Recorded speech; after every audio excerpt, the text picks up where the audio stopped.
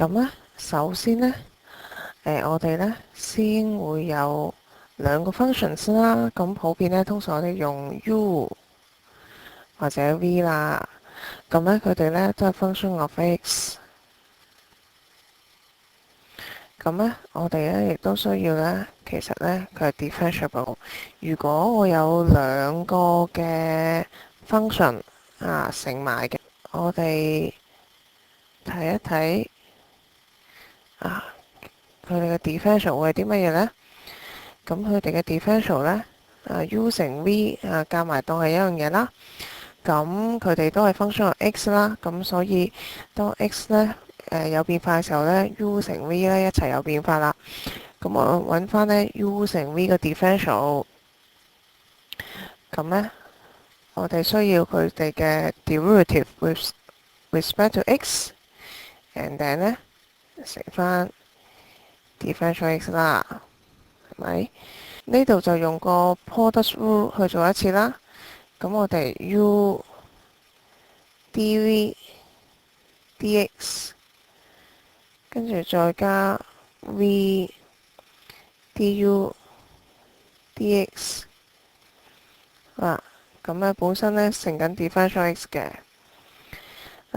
咁如果本身 u 同 v 都係 function of x 嘅時候咧，咁我哋 differential u 就應該咧係 du dx。咁呢度咧就講緊咧個 derivative，OK，乘 differential x。而 v 個 differential 咧就係 dv 等於本身咧 dv dx，咁係個 derivative，咁咧乘翻 dx。咁咧其實個 derivative 咧，咁譬如 du dx 咧，咁其實咧係個 slope of tangent 啦。咁tangent 係直線，係咪？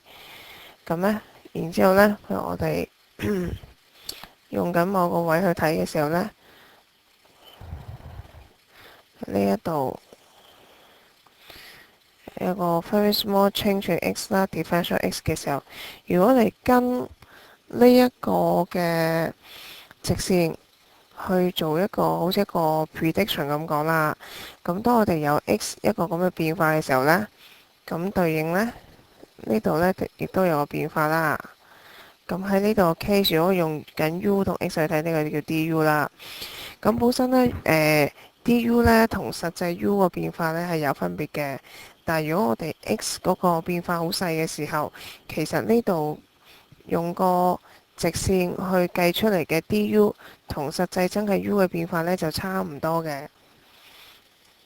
好啦，如果係咁嘅情況，我哋就睇翻對照翻咁樣睇嘅時候呢，其實我哋將個 dx differential x 乘翻入去嘅時候，咁我哋首先呢，就得到呢一個結果啦。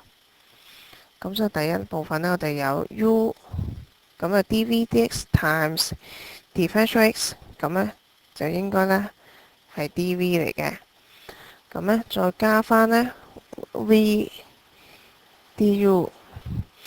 咁呢個呢，我哋再將呢個 subject 轉一轉，咁我哋攞 u dv 作為個 subject 嘅時候呢，咁我哋就會變咗係 duv minus v du。OK， 好啦，咁跟住呢，我哋呢再將佢全部做一次 integration。咁所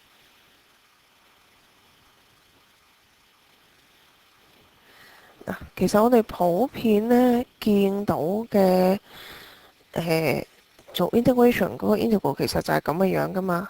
咁通常係俾你 respect to x 嘅。咁對照翻喺呢度睇嘅時候呢，其實我哋如果想用 integration by parts 嘅時候呢，咁有一部分呢就係某一個 function 叫 u。咁跟住呢，某一個部分呢，其實係另一個 function 嘅 derivative。咁所以呢，我哋嚟到呢一度嘅時候呢，我哋就需要決定呢邊一個係 u，邊一個係 dv dx 啦。嗱，決定邊一個係 U 呢？其實呢就好容易嘅啫。我哋先睇咗 DVDX 嗰部分。咁因為我哋睇完揾咗 DVDX 之後呢，剩低嗰啲嘢就係 U 啦。好啦，咁我哋呢一度呢，嗱，一陣我需要揾到 DY 即係 DVDX 之後呢，我呢度要寫得翻個 V 出嚟嘅。咁所以我喺呢一度要揀一個部分呢，我係識揾翻轉頭啦。因為我哋呢一度呢，就揾緊其實邊一個部分係某一啲嘢嘅 derivative 呢。咁我 given 個 derivative 要揾翻轉頭個 function，即係話其實個過程當中呢，我其實已經要做一次 integration 噶啦。咁所以我哋會睇翻呢一度有邊一個部分我哋識係 integrate 嘅。咁通常我哋盡量喺呢一度嘅情況呢，揀一嚿呢，我哋有能力 integrate，而當中亦都係相對地呢複雜嘅 function。咁因為如果我哋呢一度揀咗一嚿較為複雜啲嘅作為我哋嘅 DVDX 呢，換句話講，我哋剩翻嗰個叫做 U 嗰個 function 呢，相對地會簡單。咁去到一陣做呢一個部分嘅時候呢，就會容易咗啦。嗱，喺呢度睇嘅時候呢，咁即係我有兩個選擇，OK，我有兩個 choices 嘅其實。咁呢，第一個究竟個 DVDX 會唔會係 X 呢？嗱，咁我哋諗翻轉頭，如果 DVDX 係等於 X 嘅時候呢，咁即係 V 呢就會係 X square over 2。咁我哋識做到 integration 喎。咁即係話，如果我真係揀 DVDX 係等於 X 嘅時候呢，我係揾得翻個 V 噶。好啦，而另一個選擇又係乜嘢呢？咁喺睇到呢一個部分，如果我唔揀 X 呢，我就揀 e to the power x 啦。揀呢個又好冇呢？好啦，如果 DVDX equals to e to the power x 嘅時候，咁其實個 V 呢，就 e to the power x 啦。嗱，呢兩個當中，我要揀一個呢較為複雜啲嘅 more complicated 嘅，或者呢兩個我哋要揀一個叫 more complicated。咁以 function 嘅各樣嘅條件properties 我哋呢會覺得 e to the power x 呢係比較複雜啲嘅。咁所以呢，其實我哋呢，今次我哋個揀嘅 choice 呢，我哋係揀呢一個。OK， 得唔得？咁即係呢一部分其實就會係個 DV。咁所以呢一個部分呢，就係 U 啦。而根據呢一度去睇嘅時候呢， e to the power x 其實就係個 DVDX OK。咁呢個 V 其實係 e to the power x 嚟嘅。咁所以其實呢一個 integral 呢，就可以寫成咁啦。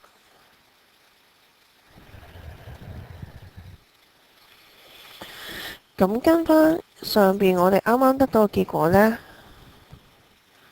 咁呢 UV 呢就係 x e to the power x，and then minus integrate 呢個係 U， 呢個係 V 啦。今次調轉啦，個 V 喺出邊 e to the power x，OK dx。